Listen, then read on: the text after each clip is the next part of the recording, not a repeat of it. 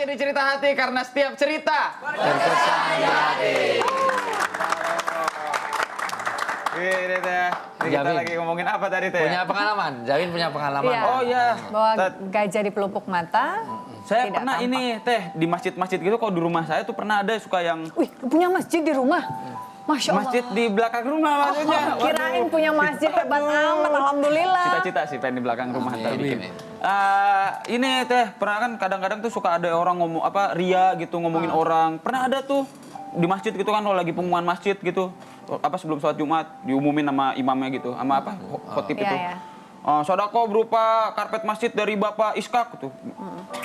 Ria tuh nggak boleh. Ya sodako berupa uang 1 juta rupiah dari Bapak Irfan. Ria tuh nggak boleh. Sumbangan berupa uang 1 juta rupiah dari hamba Allah. Nah, tuh bagus tuh, kayak gitu. Nggak disebutin namanya. Itu saya loh. Sama aja. Iya. Makanya dulu orang-orang sufi itu ngasih kotak infak aja, dia nggak mau masukkan. Ditaruh di bawah ini. Karpet. Ditaruh di bawah karpet. Karena takut diketahui orang kalau dia yang Iya. infak. Gitu. Iya. Cuman kalau itu diterapkan di sini, nggak masuk. Selesai. Iya, jadi artinya tergantung kepada masing-masing Iya, budaya ataupun kebiasaan gitu ya. Iya. Nah, kita kembali lagi sebelum pertanyaan penonton ya. Saya pengen mendengarkan tadi hipnotisnya gimana? Gayanya supaya jadi- mengingat bahwa kita ini Brainstorm. Iya, brainstorming jadi ya. memang ada apa brainwash ya, apa brainstorm atau apa kita dari Ray dan sebagainya. Seperti tadi di jalan tadi ada kita dengar tausiah Ustadz katakan orang-orang yang mencari keburukan orang lain terus ini adalah orang yang mencari sampah katanya, ya kan? Jadi nyari kejelekan aja terus Iya. gitu. Jadi hipnotisnya kita katakan kepada diri kita, sebaik-baik saya lebih baik kamu, seburuk-buruk kamu Lebih buruk saya. Katanya Oke, gitu. ingat loh ya adik-adik ya. Alhamdulillah dapat ilmu loh hari ini ya. Oke, ada yang mau nanya? Silakan. Iya, tadi ada yang nanya. Silakan, mangga. Assalamualaikum warahmatullahi wabarakatuh. Waalaikumsalam warahmatullahi wabarakatuh. Mau bertanya kepada Mas Ray dan Wih. Mas Hunu. Ya. Perkenalkan, nama saya Sahlani dari Universitas Mercubuana Jakarta. Saya pikir Syah si yang lain. Sahlani. Oke. Sahroni, Maaf, bercanda. Sahrini, ya. Jadi fase hijrah itu kan berat, ya kan? Apalagi terlebih yang dulunya parah gitu kan. Apalagi hijrah yang lebih baik lagi. Dan Mas Hunu dan Mas Ray sudah membuktikan lah hijrah itu pastinya kan baik. Dan mungkin ada dampak yang ditinggalkan. Mungkin dari pekerjaan dan popularitas gitu kan.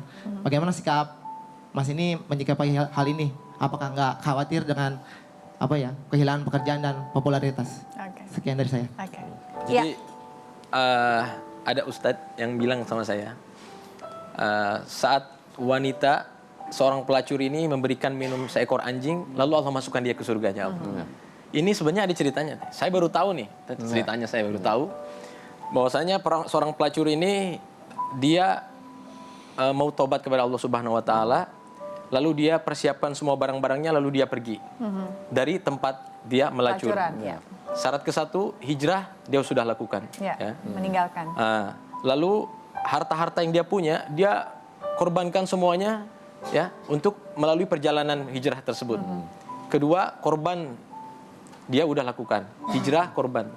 Lalu yang ketiga, di tengah perjalanan, wah saya balik lagi atau Galau ya. Iya, karena dia udah kecapean dan sebagainya di Iya. padang pasir yang memang tandus dan panas dan sebagainya. Akhirnya saya harus terus berjuang.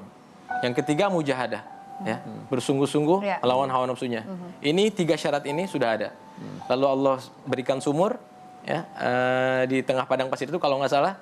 Lalu diambil airnya ini dengan baju dia disobek-sobek, pakai sepatu, ya. Dengan susah payah dia narik air tersebut, datang seekor anjing, lalu Dia airnya berikan. diberikan kepada anjing. Lalu meninggal, lalu Allah masukkan ke surga. Ceritanya seperti itu. Nah, jadi syaratnya, kata ulama, apabila kita mau taubat kepada Allah Subhanahu Wa Taala yang bersungguh-sungguh, maka syaratnya ini adalah hijrah dulu, ya. Pergaulan kita yang buruk-buruk dan sebagainya kita tinggalkan sementara, ya. Kepada pergaulan yang baik, berteman dengan orang soleh dan sebagainya, supaya ada suasana di sana. Lalu kita korbankan harta diri dan waktu kita.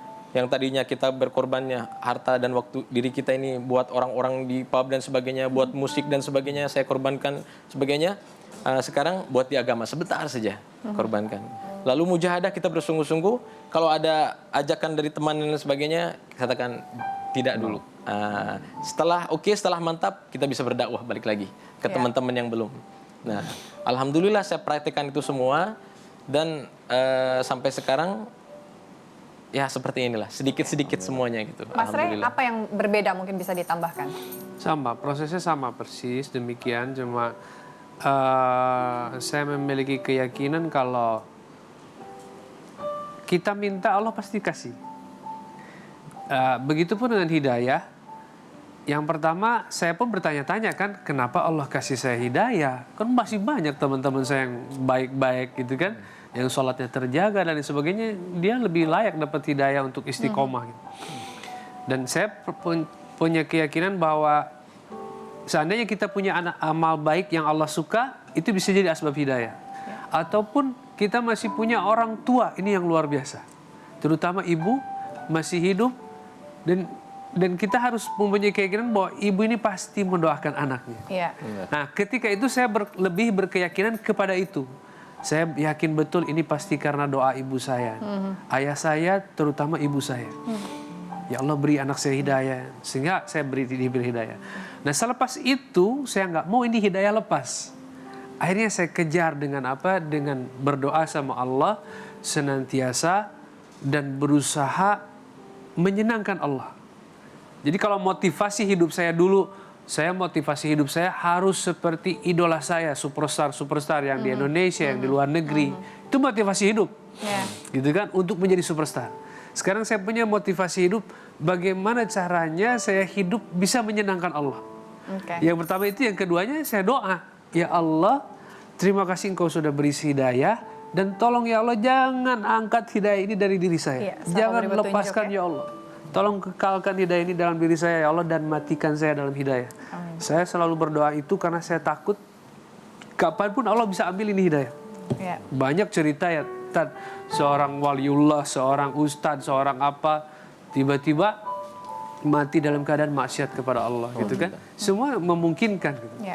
Dan saya yakin Allah pasti mendengar doa kita dan kita harus minta. Ya, betul. Gitu. Nah, ini kan tadi kita melihat di orang lain dari pandangan kita. Setelah Mas Sunu dan juga Mas Rey berhijrah, ada nggak sih orang-orang yang memandang, mereka berhijrah karena ini. Yeah. Pernah nggak mendengarkan hal itu? Tapi selain satu ini ya dijawabnya. Tetap bersama kami di Cerita Hati, karena siap cerita.